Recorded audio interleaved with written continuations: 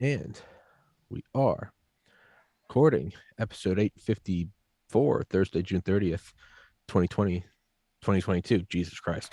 1:13 p.m. Eastern time. I've never done an episode with someone in Moscow. And with that, my friend, please introduce yourself to all the listeners and to me, I guess. Yeah, hi, I'm Earl Graham from St. Petersburg, not Oh Moscow. shit. So you Well, still well, haven't? I still haven't. Well, hey, the point No, still hey, the point still stands. I've never done sure. an episode of someone from Yeah, it's it still was not a true. false statement. It was not a false statement. No, not at all. Yeah. Well, yeah, you've already got more integrity than the mainstream media by Well, hey, admitting I that mess up, haven't you? established Uh, trust right away. I've never done an yeah. episode with someone from. I have done an episode with somebody who walked on the moon, but not Moscow. But yeah, man. Um, sorry, I cut you off. Introduce yourself to everybody. Earl That's Grey. okay. All right. Yeah. Oh, great. And yeah, my peculiarity is, well, apart from being a foreign agent, RT, which I'm very proud of. I'm an Englishman living in Russia, and I've I'm. been bringing people the other side of the news. I don't.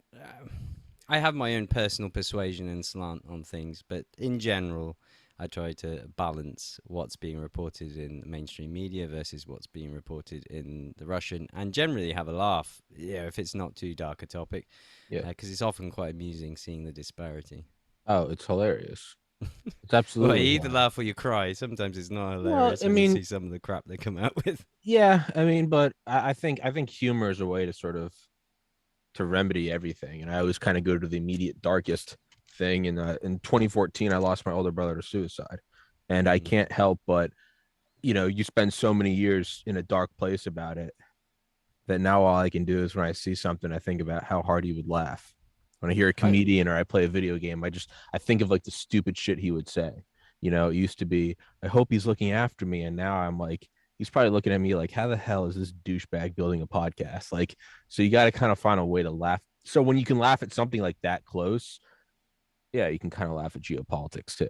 It's not to make light of it, but it's No, you're absolutely right, and I think the common thing there is trauma or something like that. Adjusts your perspective, and it's no coincidence that the uniformed services have a very dark gallows humor yeah. with things, and yeah, it's one of our defense mechanisms, I guess. But also, those people have more depth to them, in my experience, than perhaps those who have been more sheltered. The the three-letter agency members. They've got to have a twisted sense of humor. I know Well, the yeah, British yeah. police force have a very, very dark sense of humor from some of the news stories that came out with their antics. But Yeah. yeah, that's mm, part Like of it. I have a hat that says Department of Defense. It was my grandpa's, and I kind of want to put it on because you've got your foreign agent shirt. I kind Yeah, of I kind of feel like I need to. Earl, hold it down. I'm gonna go grab the hat. you do it.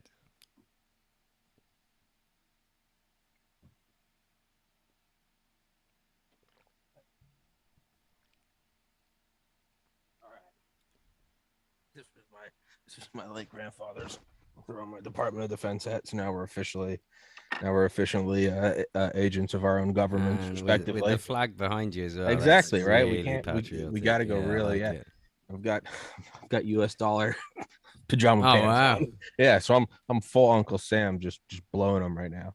Um, so I had on a kind of along the same lines. I had on a Wyatt from Defense Politics Asia the other day, and he was Okay. talking about the same thing, the sort of balancing to get to the because it's very easy to kind of do the low brow, low hanging fruit.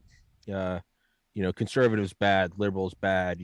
Own the other side, but you actually can in almost an ironic way.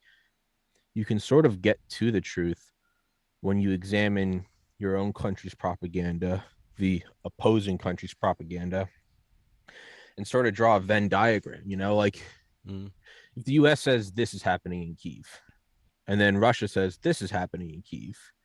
Well, what you can deduce is that indeed an event is taking place in Kiev. Whether it's the evil Russians are doing this or the evil Americans are doing this, you can boil it down in that sense. Is that kind of what you were getting at earlier? A little bit like it's not always that black and white in the sense that some people say, well, one media is always telling the truth, one's always lying, as the West tends to claim. You can't trust anything out of Russia, but as people are learning, you also can't trust anything out of the BBC, out of Absolutely. CNN, for instance. Absolutely. And oftentimes, the truth is probably somewhere in between or non-existent. It's a non-story. It Yeah. doesn't matter anyway, and probably both sides BSing. Like today, we've just had this story about the Russians withdrawing from Snake Island. I'd seen the news as reported via TASS, the Russian state media.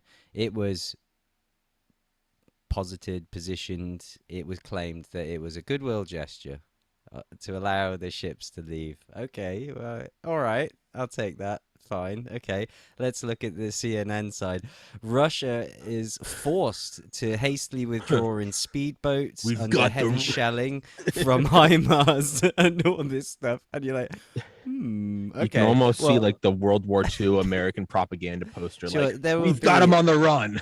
Yeah, I think Sean Penn and now Ben Stiller will be starring in that Oh. movie that will be produced of the withdrawal from Snake Island. But I think the truth is somewhere in the middle. So it's neither that they were beaten off with HIMARS and all these American weapons, neither was it a goodwill gesture Yeah. to allow grain ships.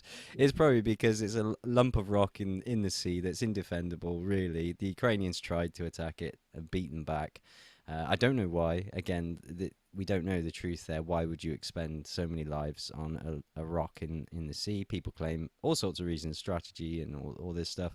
But the main thing is, yeah, once you take those two sides and then you look in the middle, it's probably that Russia didn't want it. It's got better things to do, perhaps. And Ukraine, if they try and take it, will get blasted by the Russian Navy, so it's a non-issue. It's like a non-story as well. Yeah. Okay, so Russia's left, and what? Ukraine taking it, and what? Or not taking it. Yeah. So that's often like the common theme throughout all of it. Then you've got playground politics. Literally, in the case of these spats between Liz Truss and Maria Zakharova and Sergei Lavrov, and then Boris Johnson, who wants to get undressed at the G7 summit, and then they start bad mouthing Putin and talking about horse riding. Yeah, it really is farcical sometimes, but it's quite amusing. Because as I say, you could get all frustrated about it, but what's the point? So, and for me, the material writes itself. Half the time, the comedy is there in black and white, talking about the UK sanctioning Russian trawlers that are catching cod and haddock that make fish and chips in England. UK isn't sanctioning shit. They Uh, can't they can't bully anybody. It's No, yeah, then you have that, like the chihuahua that England is now yeah. compared to how it sees itself. It's If China, laughable. Russia, or America sanctions you, it's legit. Everyone else Oh, is just America tried sanctioning Russia and that boomeranged back, didn't even seemingly fucking so work. far. That's kind Yeah. of that's kind of like a red pill I've been forced to take. I'm 31. I started this podcast, Mm-hmm. ironically enough, on the day COVID got to the United States. So the conspiracy thickens, December 12th, 2019. And that's kind of like a red pill I've had is like I've always loved the United States. Like I'm not ashamed of like I love where I'm from as you should love where you're and I always say that as everyone should love Mm. where there's nothing wrong with loving the place where you were raised. I go I'm from New England. I'm not there right now, but I'm whenever I go home, I was born there and all my family's there. Whenever you go there, you can't help but love it. Like I love the cold. I love the mountains. I love everything. It's just what I love. All my, I lived in Georgia for a while. It's hot as hell. And I never really felt home there. But all my friends, it's just so there's nothing wrong with loving where you're from. No, no, That's not to at all. just kind of throw that out in the beginning. You're a nationalist, yeah, and as you should be. Love your home. That also goes with like love yourself. The general kind of neoliberal hate yourself. I just can't get along with it. Life's too hard already. I can't hate myself. That Oh, being sure. said, They want you to hate everything else, including yourself. Yeah. exactly. So, kind of all that being said, right? And I interviewed tons of veterans, Navy, Air Force, Marines, Army, all that good shit. And obviously, with the huge flag behind me, like I obviously love this place, but something that's really sort of you always know, and like you kind of knew it as like an aside, right? I mean, no one with a functioning brain thinks that uh in the US thinks that like we're objectively good, right? Any cursory understanding of history. Anything you don't learn in school, just grab any book. The History of the CIA or A Legacy of Acid Hatches, The History of the CIA by Tim Weiner. Anything. You go back and you can find all the sort of the cobwebs and the skeletons. But there's also a sort of cognitive dissonance where it's like, well, nobody's perfect. All right, sure. What really kind of made me realize it is watching COVID unfold, watching Mm-hmm. myself get banned from YouTube for interviewing Dr. Malone, Dr. McCullough, all these guys, getting suspensions for discussing potential election fraud. Seeing it with my own eyes really was like, oh, this isn't, it's like that meme. We all know the CIA has been doing evil shit since 1947. In the 40s, the 50s, the 60s, the 70s, the 80s, the 90s, the aughts, and the 10s. But we just kind of pretend it's not happening now. So the point of this whole rant is COVID really showed me like, oh, like the disinformation and the machinations of like the evil people in our own government. It's like, well, what else is wrong? Which kind of Yeah, primed me that's a for, key point. I just wrote in an email to someone as well just a minute ago about that. Is it is becoming nearly unavoidable for the everyday person. So you put yourself in the position where you're a content creator, so you kind of put yourself out there. sure. Then you got the whiplash of that censorship machine that just got unleashed on the world. So you were in a kind of peculiar position than everyday Joe. But now everyday Joe is actually starting to sort of put two and two together and realize, wait a minute, so they're clearly there might be one story that doesn't make sense, whether it's Kramatorsk, Bucha, or Kremenchuk the other day, something fishy that isn't right.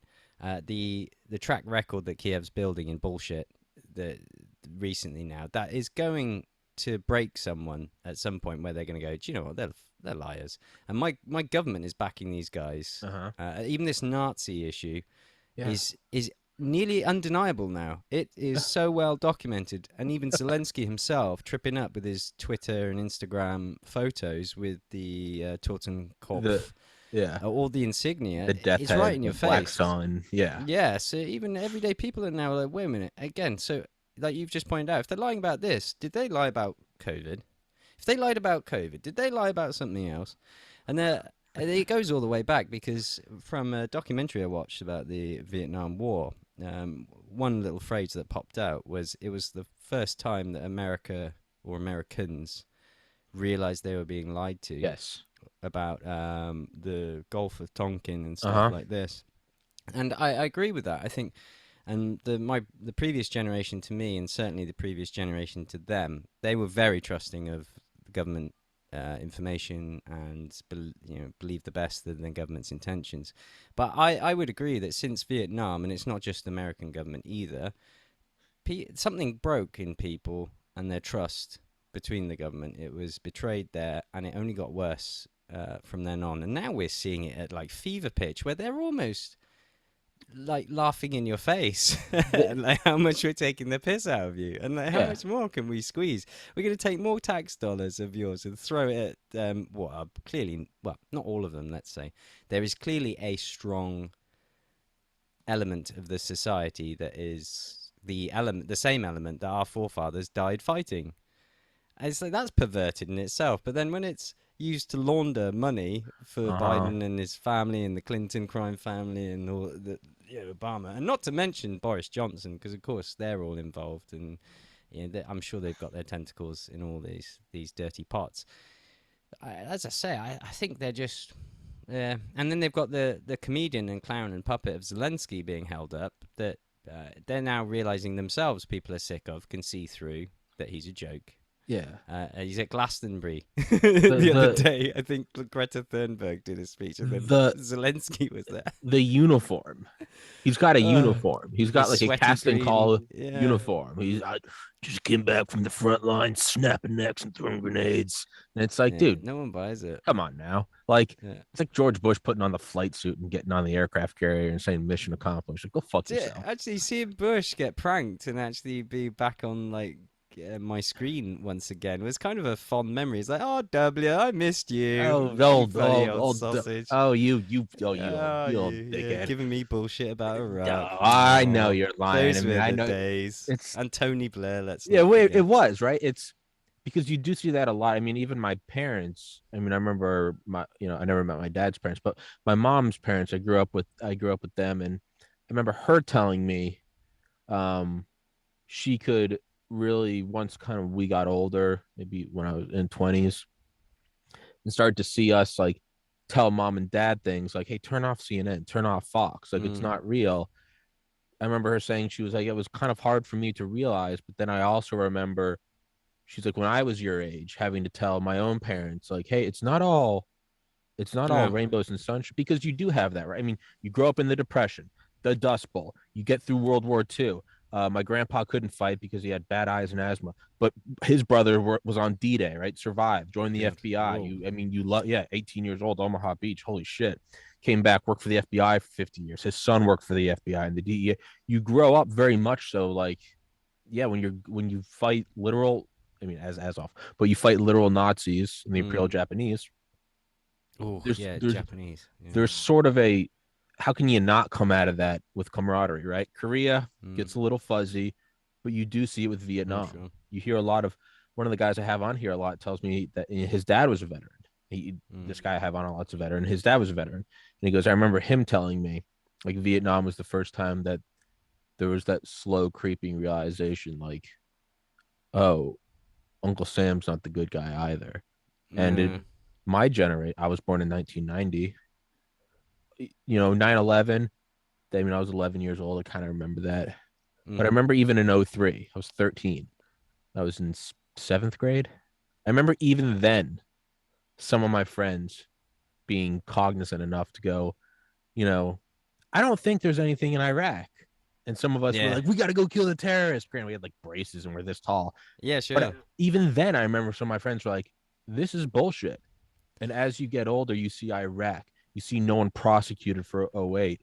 And then to me, COVID was really the cold water in the face. So when Russia invaded Ukraine, I remember looking at it very like it seemed way too much like COVID. There was immediately a lockstep message from the media.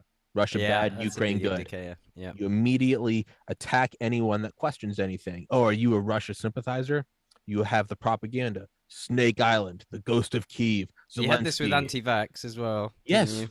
And I Mm-hmm. know this as someone that was permanently fucking Yeah, banned from it's YouTube. the same tactics I used saw there it again. immediately and I was like, it has nothing to do with that it's a war or that it's a pandemic. It's the same thing. Lockstep message, demonize the other side, Yeah. and attack all opposers as anti-American. The other side is if you can't win the argument, don't have the argument. Don't have, Lock it yeah, down. censor, Yeah, lock it up. just get it out of the way. The thing I want to touch on, you mentioned about Sure, cognitive dissonance, and actually, I have to acknowledge that in myself in the past. sure. I like you. I was in what we call primary school when Tony Blair was elected. It was like the first time I actually paid attention to my dad, who used to watch like politics on TV. Previously, I'd found it obviously really boring, but with Iraq coming in, obviously this was the second sort of Mm-hmm. Gulf War because the previous one, Desert Storm, had been before. But even then, I was like, this was the time that David Kelly was suicided, and I remember watching the BBC News that something off about that story with that man, that weapons inspector. I was like, Yeah, oh, and I knew I just got this feeling about Tony Blair. You're a bullshitter. yeah, And even though I grew up with that, I still joined the army, and with the idea of getting to Iraq. yeah. That's messed up, and that was within me as well. So I knew my government I were lying. Well, not new. I had that in my stomach had it in your anyway, and gut. yeah, I signed on the dotted line and was happy to. Well, I didn't fight for Queen and Country, as I soon learned. You fight for the man next to you. Yeah, That's how it's gotten. That's how it's changed since the Second World War, yeah, in my opinion. And I can tell you, not recently in the British Army, because this was over. Oh wow, nearly 20 years ago, when I was in the infantry. But that's like I can't really explain why I did that. Is of course then afterwards you then dig in and you find all the other cobwebs and all that other stuff that's going on, and now with Epstein as well. Well, You yeah, know, that all was this another that's one. snowballed now. Yeah, people who are keeping tabs on this are really realizing that something's wrong. R. Kelly now convicted as well He today. got 30 he got 30 years. Yeah, 30 years. I mean, Ghislaine this is got someone 20. people. Oh. But on the one hand, I'm looking at it positively, like, oh well, hopefully they're cleaning up house now. But I don't want to be too optimistic in that Yeah. regard. When you said you didn't know why you signed the dotted line. I mean, I never served, but I mean, I think I could answer despite everything I'm saying. Why am I still holding the flag behind me? Oh, it's not. I didn't know I signed up. I knew clearly why I signed up. Again, Tony Blair had come up and he'd brought in all these education reforms, namely getting rid of free university education, bringing in student loans, similar to the US now. So I could see it was a sausage factory. So let's say I was 15, 16, and I was seeing all my friends lining up as sausages, going into the debt machine, going to university, and then what did they end up with? Most of them worked in what you'd call Walmart or Tesco's, or had a gap year and travelled the world or whatever. But it was, in my opinion, my sister was 3 years older, so I also got a kind of preview as what was coming. I was like, that's not for me. And I thought, you're all chumps. You're all idiots. I'm going to join. At the time, I was thinking to join the Navy, but I went and viewed one of the ships, and as we were walking around the stern, I saw a group of engineers under the flight deck around a big bowl with massive stomachs smoking away over this big bowl of cigarettes. I was like, oh, that's That not how I want to be. That was no. like the one little flash is like, no, Navy's not for me. And yeah, I'm sure veterans listening will will laugh Well, at yeah. that. I smoked as well. Well, I went on to smoke. I may have been smoking at the time, but even that was like a disgusting image. I was like, I'm not going to be locked in the bowels of a steel monster for 6 months at a Yeah. time. So I thought Marines. I went to the Marines. I did the pre-selection, but in celebrating going off to the pre-selection, not even passing pre-selection, I got drunk with some mates and caught a cold, like running naked for a few miles one evening. So when I got to the pre-selection, I had this Fucked up. raging flu. So I failed the Marines. And when I went to the recruitment office after, an army guy saw me and he said, "Oh, what are you here for?" I said, "The Marines." He's like, "Oh, what do you want that for?" I said, "Well, I just want to get into the armed forces." He said, "Oh, the army will have you in like a couple of months." He made this wild false promise. So I was like, "Oh yeah, I'll do the army, no worries." I did the pre-select, the battery tests, the whatever you call intelligence stuff, and I ended up with 4 A4 sheets of paper of all these different careers. Now I'm young, dumb, and full of spunk. I Uh-huh. was just like, which one's the easiest that I can guarantee to get into? And of course, the recruiting sergeant was infantry. I was like, what about Frontline tanks? infantry. What do you want to do tanks for? Infantry does mechanized. You could do it all in the infantry. I was like, "Whoa, sign me up." Well, And then, fuck. I'm Put it there you that way. go. Point me in the right direction. So then it turned out afterwards, and this is part of growing older, and being cynical like I am, he's then finding out he was on paid commission for every person. Absolutely. So he got like Absolutely. £250 for my signature, and the infantry was not for me. I did, despite being a cheeky little shit and dodging lessons and all this, I managed to coast through school and come out with pretty good exams.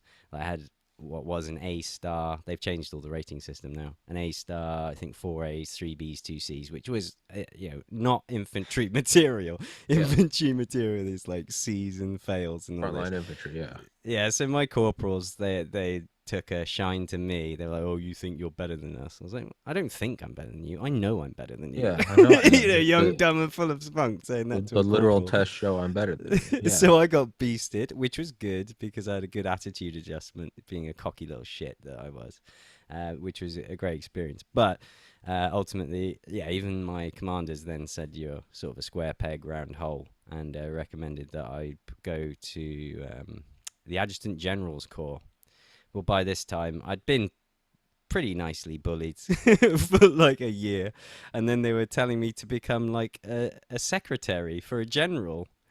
Now, I agree, that absolutely is the best life, and that is the quickest way to get promoted in the Adjutant Absolutely. General's Corps. There were guys who were majors and that in very short space of time because they Kiss ass, lick balls, yeah, yeah, right at like the you top, get brother. taken around by a brigadier general. You have to, okay, pick up his socks or whatever, wipe his ass. That's fine. But, get a good paycheck. You're not in any danger and great pension at the end of it. But that wasn't fun enough for me. That wasn't like, I did like the infantry for all the shits and giggles we got up Yeah. to. So, yeah, I was, in the end, I managed to get medically discharged, I think, for what do they call it? Exercise induced asthma. Some bullshit like that. I was like, how? How does that even work? I wasn't really happy about it, but I couldn't, because you're in the infantry, you can't transfer out easily at all in the British Army. There were people transferring into the infantry who were bored being in the Royal Logistics and the Air Corps. I remember two Army Air Corps guys came in transferring to the infantry. I said, "Why are you here?" "We got bored of playing football all day, soccer Mm. all day." I was like, "What?" Well, yeah. So I was trying to transfer to more educated or something with a trade, like a tank mechanic or something I could take to Civvy Street afterwards. And clearly that wasn't going to happen. And then I was told as much. They're like, "You're pretty much stuck here, mate. So either you go through." And I made the wrong. Well, in the scheme of things, I probably made the right decision because I lost a few guys that I trained with out in Afghanistan afterwards. So as ill-advised as my choice may have been at the time, I look at it as just the fates were Mm-hmm. intervening there, and the doctor, I don't know, he had sufficient evidence to write me off as like a condition that I picked up in the army. I I think mean, he was being kind to me because I was pretty down at the time as well. So I think he I didn't mean, want dude, anything. my grandpa, I think it was asthma. I don't think it was even like a lifelong thing. And No, he yeah, was as so well. mad that he couldn't go deploy. I mean, dude, he would have been on Omaha Beach. I very well might not be Yeah. here. So I mean, Yeah, I get it. exactly. I get You it. can't question the gods. And Shout let's out the face it, as I doctor. said, I was smoking at the time. So it's Yeah, probably that I just had a few too many cigarettes that smoking day. too And much. when he put the foo on Yeah, you there, didn't blow the I, O2 enough. yeah, I didn't blow it enough. So I hit the criteria where you could go, nah, get you out. So I was gutted at the time, as you can imagine. Yeah. Like when you set your sights on the military career, that's all you want to do. And it took a long time psychologically to adjust I, back to Civvy Street, but I mean, yeah. I kind of get it. I was pre-med in college and I was like psychopathically when I set my eyes on something, it's truly all I do, like to a fault. Mm-hmm. In middle school it was basketball, in high school it was weightlifting, in college it was pre-med, now it's the pod. I mean, it's been a little over 2 years. I'm at 800 something episodes. It's all I do. And in college I mean, all day, every day, studying, shadowing doctors, doing research, getting straight A's, volunteering at the hospital, getting letters of recommendation, kissing ass, never partying, never drinking, never doing whatever. Mm. And I studied for the MCAT for 9 months. I scored in the top 4 percentile on it nationally. I was just kicking fucking ass. And I remember like looking up like a year ahead of time, like how soon you had to get in your applications. And it wasn't just that you had to have a good resume, you also had to apply early because like I don't know how many students apply to medical schools in the United States, but it's like less than a 1% acceptance rate. And so I was like looking up online, finding the exact deadlines when you had to get it. I was already like pre-purchasing like paid envelopes to send it to like the center where like it gets processed. I mean, I was treating it like a military operation, Mm. and I was so on the ball that after 4 years of doing this, got it all perfect, ready, just perfect, and like I sent it out, and like 30 hours after the application's open, applications are open for like 90 days. Mm. I had mine out the hour you could get it in. Like 30 hours later, they switched the application, just like a clerical thing. They changed the application, just a little bureaucratic bullshit. And so when they got mine, it was deemed like void because I was using like an old thing, which is bullshit because I had used the soonest one possible. So Mm. they sent it back to me, told me I had to resend it. And so I sent it back in. Now, this doesn't sound like much, but having to wait 10 days to reapply, when you're trying to compete at the raise, because I'm not the only one doing this. Every kid Yeah, at yeah. Harvard, Yale, they're all doing the same fucking shit. They're called Mm. gunners in like the pre-med community. It's where you're at the starting line and you're looking at everyone else and it's because it's a game of millimeters. And so me not being able to do that, it fucked me. So I was so upset I was just angry at like the universe. I was like, I've been doing this for 4 years and I didn't even do anything wrong, Ooh, but I yeah. got thrown back. What it led to me is had an incredible resume, and it led to me. I mean, I applied to 30 med schools.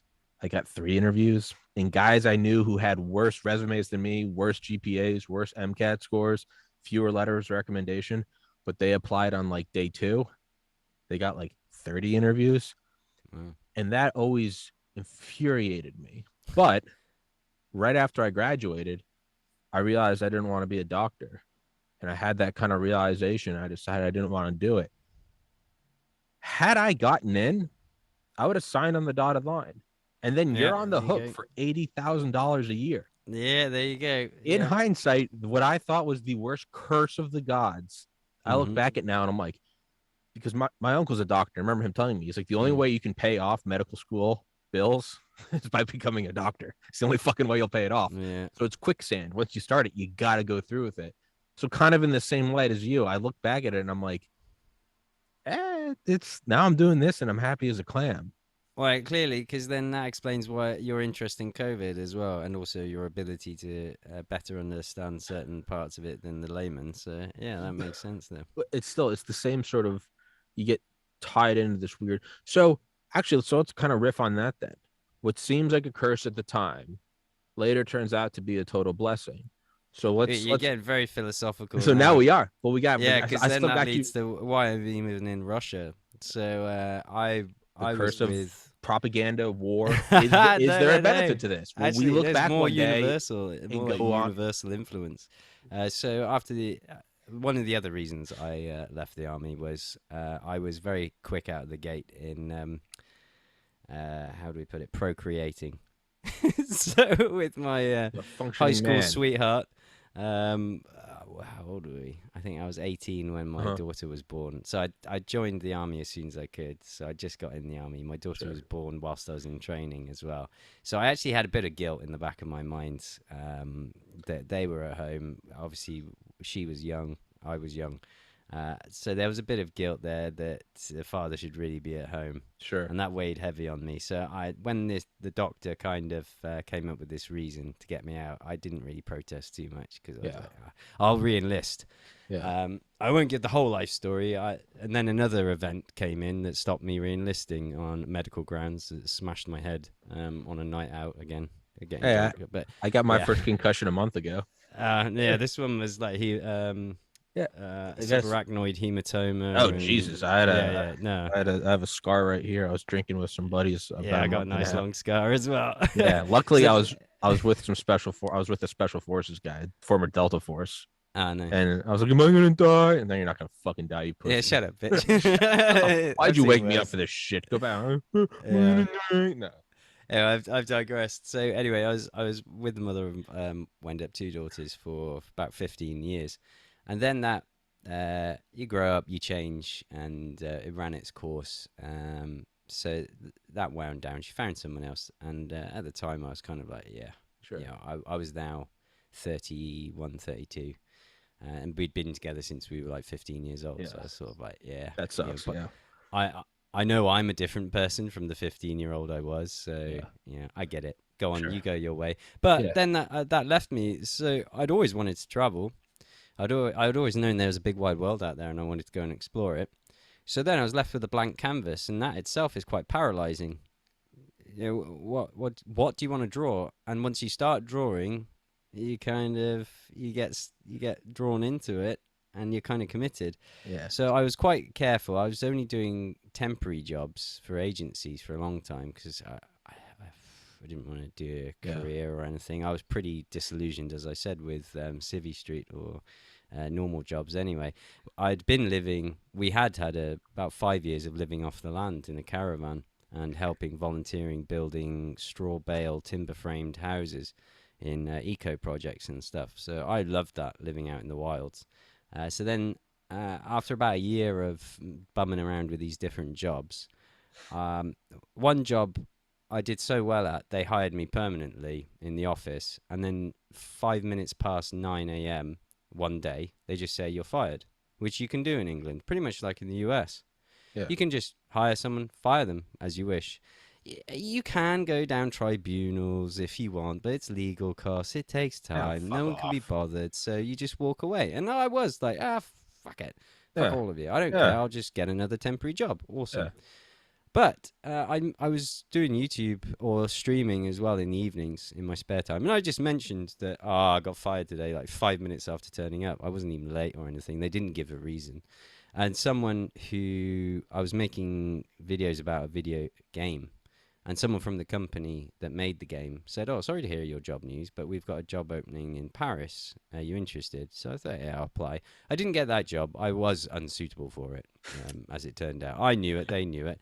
But because I applied, I blipped on the radar in St. Petersburg at the head office. And then they said, "Oh, wow, this guy would be great to handle all our influencers and What game? content creators."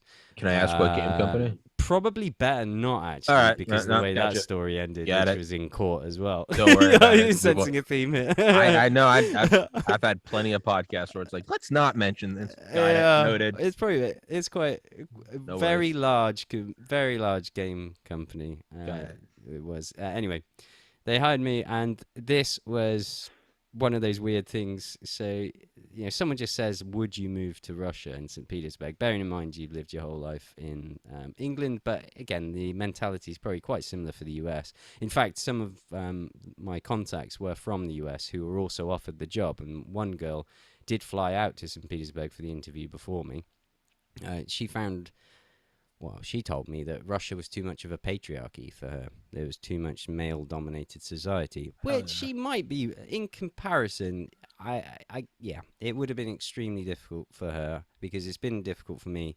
And I'm just talking not about the male dominated society. I'm talking about language. I'm talking about all those other Yeah. things.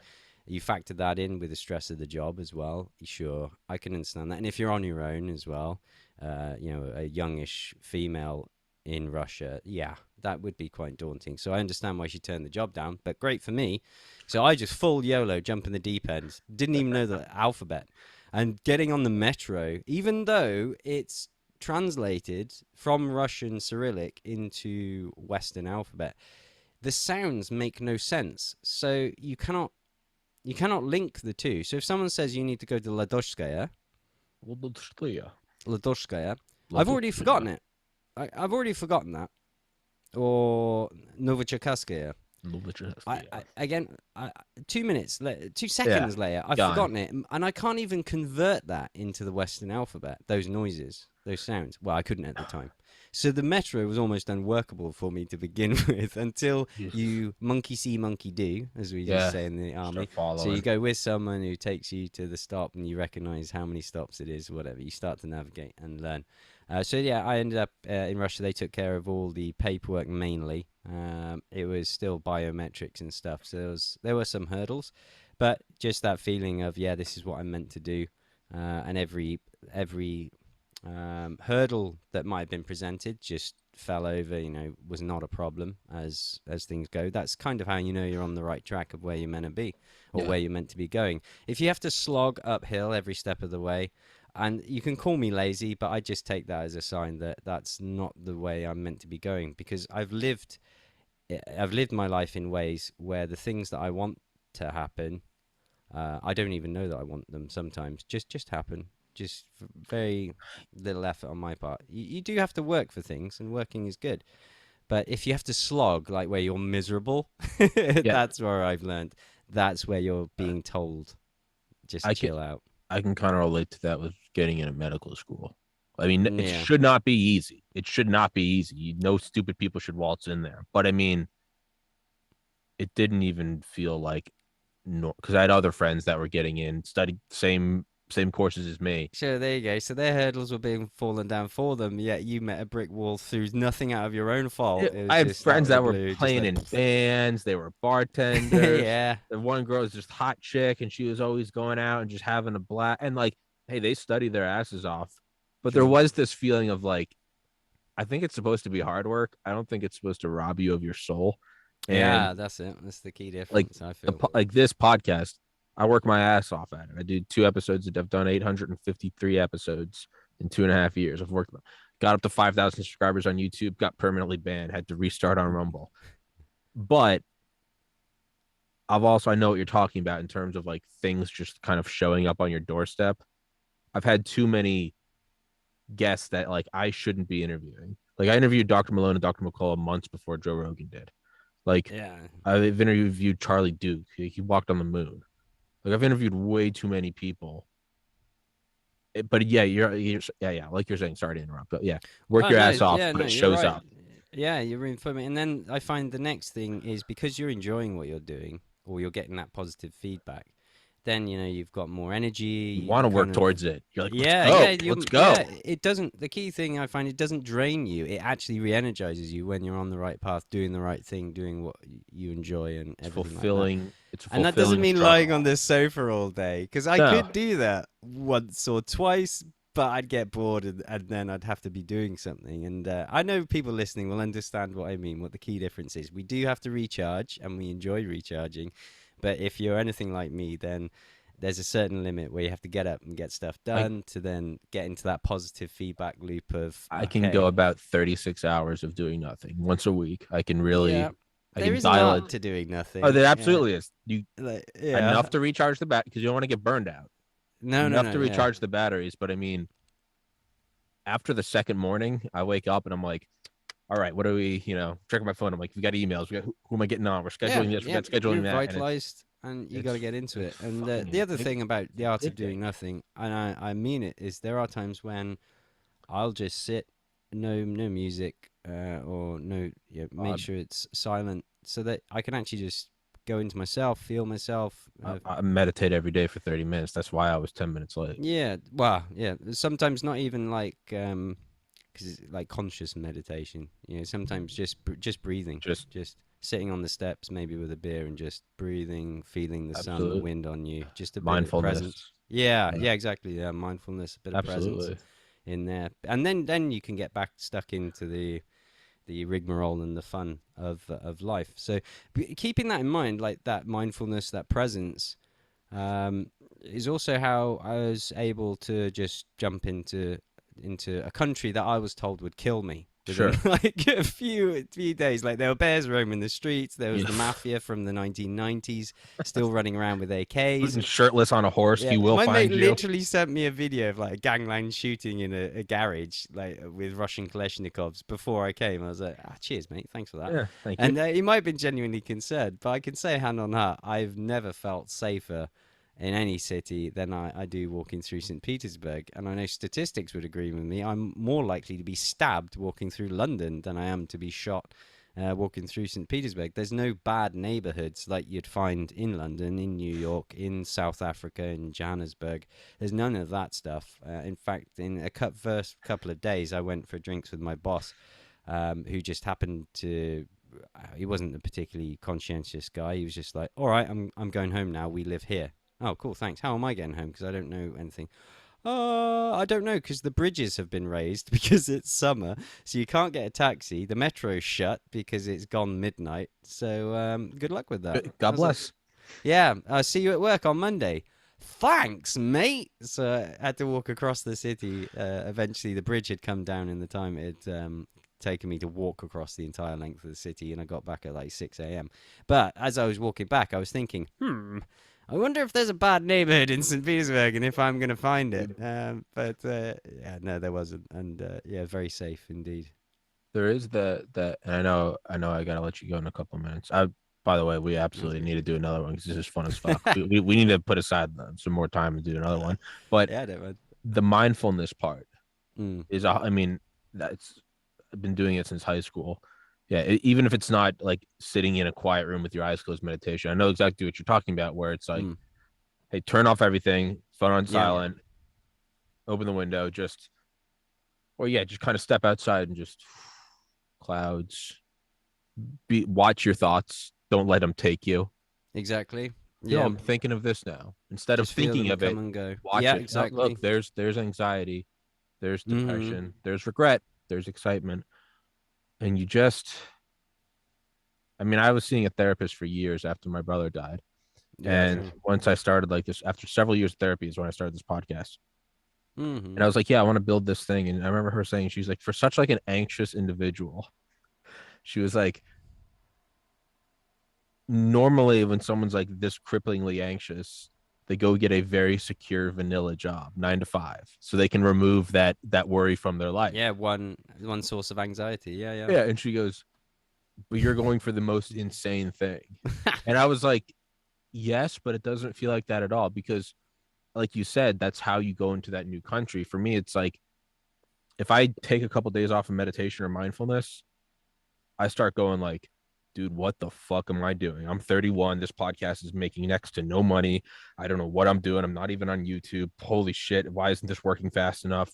Versus like you dial it down and you're like, oh, I can do this. It's a day at a time. You just have to find new guests. They always Yeah, arrive. sure. Just keep working harder, put out the episodes. The numbers are growing. You look at I keep track of all my data. I'm like, it's going up. Keep pushing forward.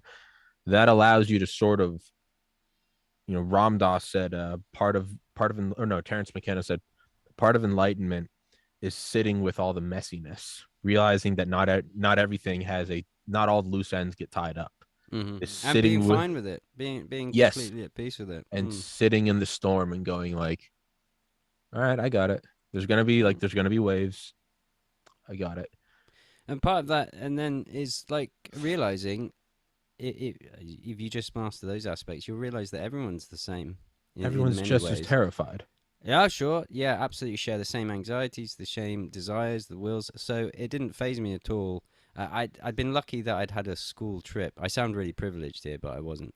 Of going to India when I was 15 years old, I had to like do bake sales and all sorts of shit to save up for this for Yeah. like a year beforehand. But I knew it was a life changing thing that was about to happen at 15 years old, and it did. So I got to India where I saw obviously extreme poverty, which gave me brilliant perspective about PlayStations and all that crap that was going Yeah. on. The happiest kids in the world are playing in a slum with three Yeah. sticks that they've used to play cricket, and the most like the biggest belly laughs that you hear from children in India. They love to laugh as a people. Actually, is wonderful. So that had already told me that even though in Russia they are different culture, different alphabet, different everything, they're still human.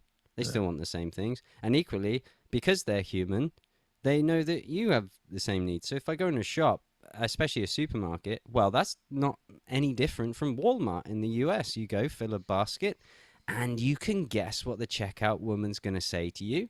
Do you want a bag? Is usually the first question. So you can go done yet, or just grunt. Bleh. No, clearly you don't.